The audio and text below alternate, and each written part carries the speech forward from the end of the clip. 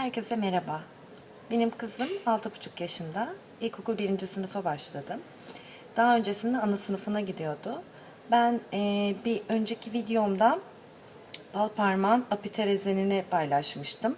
Aysu'yu apiterezene başladığımızdan beri hiç ilaç kullanmadığımızı, hiç doktora gitmediğimizden bahsetmiştim. Gerçekten gitmedik. Yaklaşık 1,5 yıl olacak. Arada ateşi falan çıktı. Kalpolle destekledim. Ama kesinlikle başka bir ilaç kullanmadım.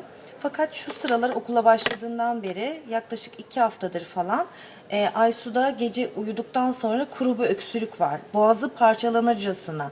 Göğsü dolu değil, kuru kuru öksürüyor ama kesinlikle rahatsız edici şekilde öksürüyor. Yani durmadan aralıksız bir şekilde öksürüyor. Sonra yanına gidiyorum, su veriyorum, onu yapıyorum, bunu yapıyorum. Hiçbir şey çözüm değil. Sonra aklıma arkadaşımın söylediği Vicks gelmişti. Şey demişti bana, öksürdüğü zaman ayağına Vicks sür, üstüne yün çorap giydir demişti. Aynı şekilde yaptım. Vicks'i aldım.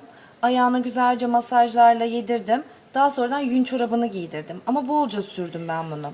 Daha sonra okyanus suyu vardı. Sprey, buruna sıkılan spreyden. Okyanus suyunu burnuna sıktım. Sonrasında da ıhlamur yaptım. Fakat şeker, bal, içine hiçbir şey koymadım. Ilık bir şekilde uykudan kaldırıp ona içirdim. İnanın bıçak gibi kesti. Bir kere denemedim bunu. Bu bir hafta boyunca devam etti bu öksürük ve ben ne zaman bunu yapsam saniyesinde kesildi. O yüzden sizinle paylaşmak istedim. Çünkü gerçekten çok üzücü. Yani çocuğu olanlar zaten benim hissettiğimi anlayabiliyor.